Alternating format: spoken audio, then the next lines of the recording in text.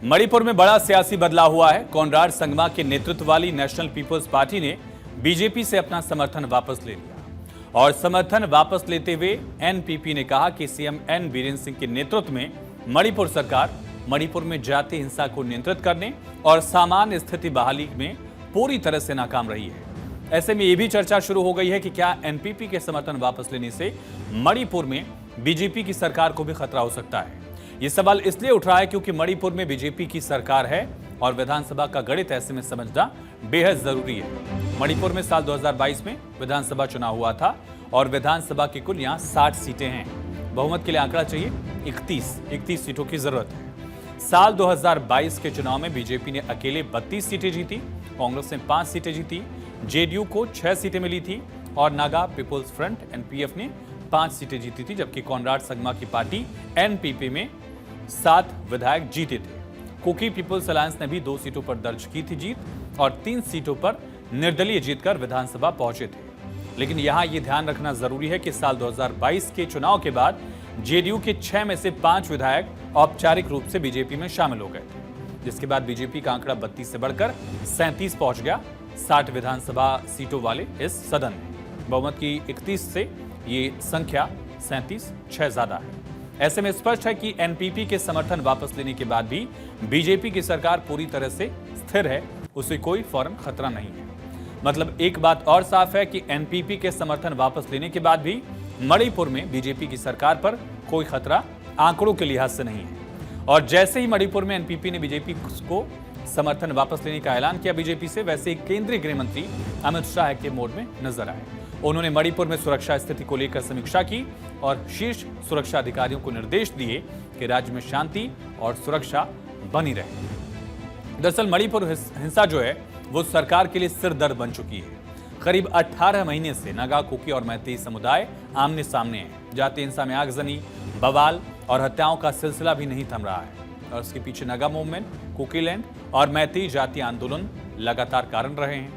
मणिपुर हिंसा की शुरुआत पिछले साल 3 मई को हुई, जब ऑल ट्राइबल स्टूडेंट्स यूनियन ने मणिपुर में आदिवासी एकता मार्च निकाला और इसी रैली में आदिवासी और गैर आदिवासी समुदायों के बीच झड़प हो गई। बाद में हिंसा में तब्दील हुआ ये और ये रैली मैतेई समुदाय की ओर से जनजाति का दर्जा दिए जाने की मांग के विरोध में निकाली गई थी। इस हिंसा के पीछे मैतेई समुदाय की ओर से आरक्षण की मांग जो की जा रही थी, नागा, कुकी की तरफ से इसका विरोध माना जा रहा था।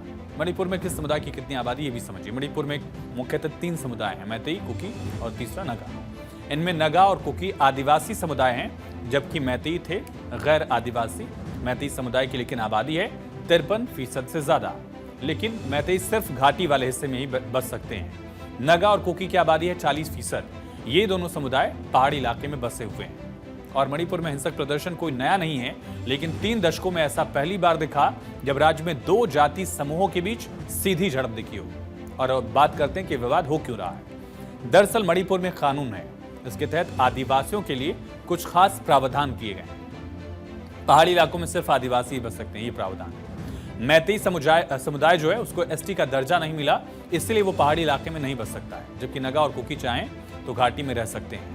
अब नागा और कुकी समुदाय को इस बात की चिंता है कि अगर मैतेई को भी जनजाति यानी एसटी कैटेगरी का दर्जा मिल जाता है, आदिवासी का दर्जा मिल जाता है, तो उन्हें पहाड़ी इलाकों में बसने की कानूनी इजाजत मिल जाएगी। ऐसे में उन्हें अपनी जमीनें छीनने का डर सता रहा है, क्योंकि मैतेई की आबादी 53% है। उधर मणिपुर के बिगड़ते हालात को लेकर केंद्र सरकार हरकत में आई और यही वजह रही कि रविवार को गृह मंत्री अमित शाह ने महाराष्ट्र में अपनी सभी चुनावी रैलियां रद्द कर दिल्ली लौट आए और तुरंत ही मणिपुर में सुरक्षा स्थिति की समीक्षा की। सुरक्षा अधिकारियों को राज्य में शांति सुनिश्चित करने के लिए हर संभव कदम उठाने का निर्देश उन्होंने दिया है।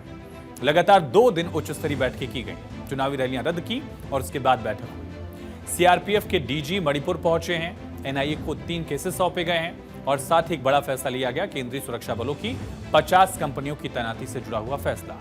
हिंसा फैलाने वालों पर सख्त कार्रवाई का भी निर्देश दिया गया। लगभग 5000 अतिरिक्त जवान यहां तैनात किए जाएंगे। मणिपुर में ऑलरेडी 22000 से ज्यादा जवान थे। कुल मिलाकर अब संख्या जवानों की 27000 होने वाली है। लेकिन इन सब के बीच मणिपुर में कुकी उग्रवादियों के बढ़ते आतंक के बीच बीजेपी नेतृत्व वाले एनडीए के विधायकों ने एक प्रस्ताव पास किया है। इससे उन्होंने मांग की है कि जिरीबाम जिले में हुई हत्याओं के लिए जिम्मेदार कुकी उग्रवादियों के खिलाफ एक बड़े पैमाने पर अभियान चलाया जाए। प्रस्ताव में कुकी उग्रवादियों को 7 दिनों के भीतर गैर कानूनी संगठन घोषित करने की मांग की गई।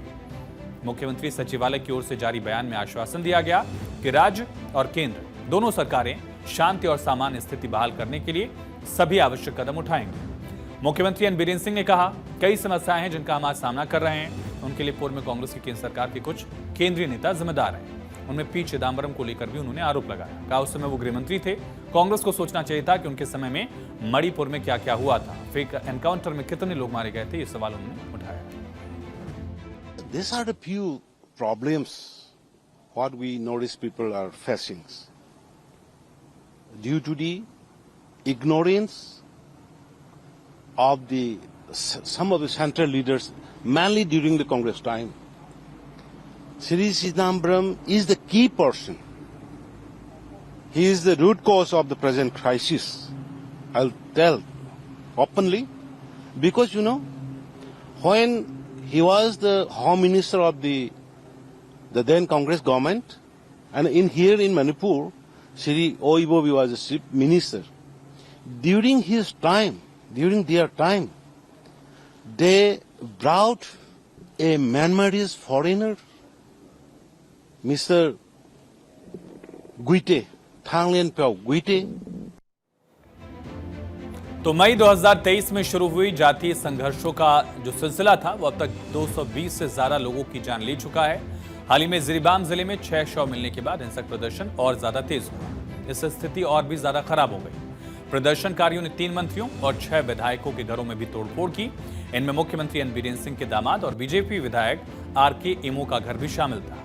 गुस्साई भीड़ को तितर बितर करने के लिए सुरक्षा बलों को आंसू गैस के गोले दागने पड़े, लेकिन तनाव अभी तक बना हुआ है।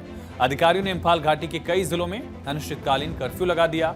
भड़काऊ सामग्री के प्रचार प्रसार को रोकने के लिए इंटरनेट सेवाओं को भी लगभग 7 जिलों में बंद रखा गया है। आदेश जो है अगले ऑर्डर तक ये जारी रहेगा, ये भी बात सामने आई है।